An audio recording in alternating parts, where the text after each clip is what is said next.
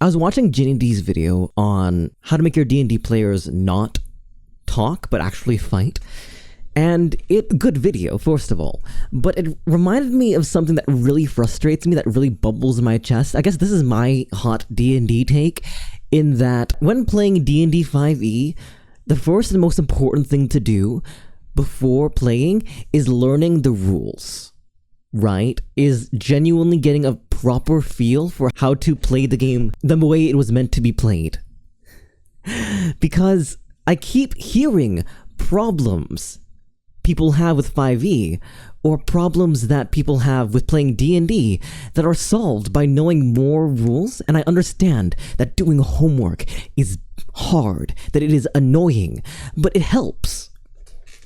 Specifically when you're learning a new craft, it helps you do it suitably. It helps grease the wheels for creation, and far too often I hear people have problems that are solved by not modifying the game so much to suit your needs. I should say that when I say play the game the way it's meant to be played, this isn't meant to address critiques of the game being overly crunchy or underly crunchy, or it's like peanut butter. You have your preference. That's absolutely fair. If you do not like the game for fundamental reasons to it, like maybe proficiency bonus isn't it for you, or maybe the bounded accuracy makes every combat encounter feel the same for you, that's okay. Those are valid reasons to not like D&D.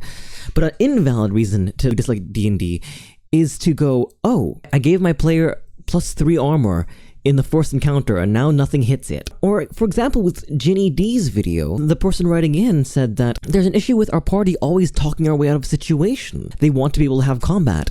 And while that can be, for one, solved, the conversation with the DM, if you want more combat, the DM can oblige if that's the game that all of the players want to play. But the fact that GinnyDi was able to open up the Dungeon Master's Guide and actually find rules, specific rules meant to address the conversation, meant to address that, makes me so frustrated because people haven't done their homework. And I understand that there is somewhat a class disparity. The fact of the matter is that not all the rules are accessible from the get.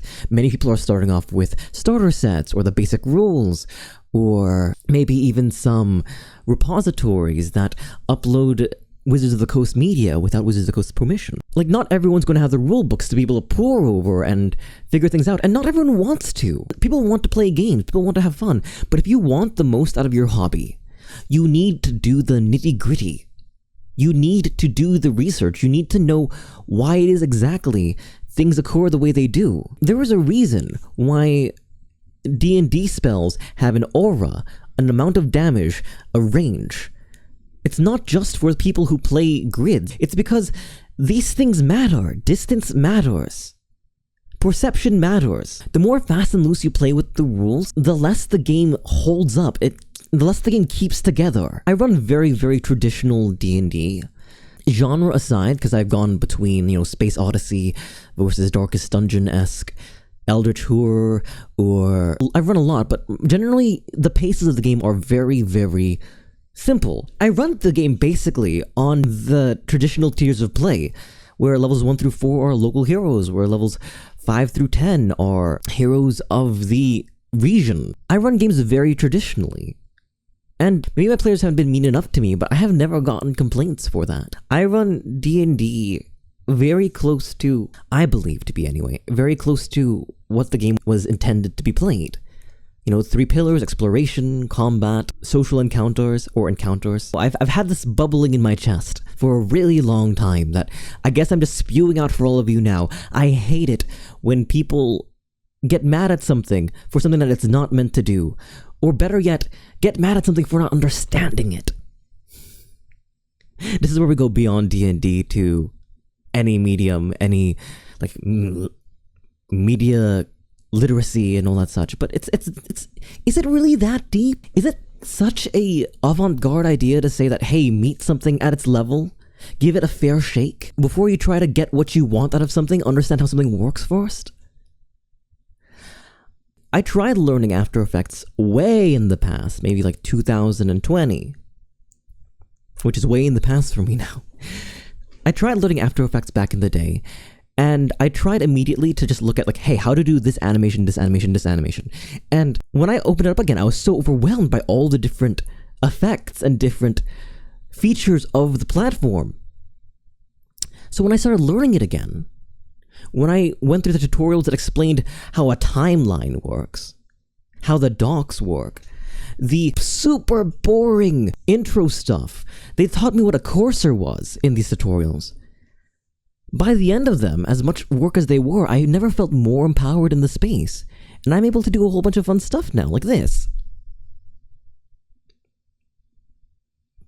Insert little clip. I have a video, I'm thinking of a video for later about skill acquisition and how we're repulsed by that. But the through line of this video is that I feel like we're so entitled to have things work exactly the way we want them to. We don't meet things where they are anymore. And because of that, we engage with problems that are like entry level problems for a lot of these things.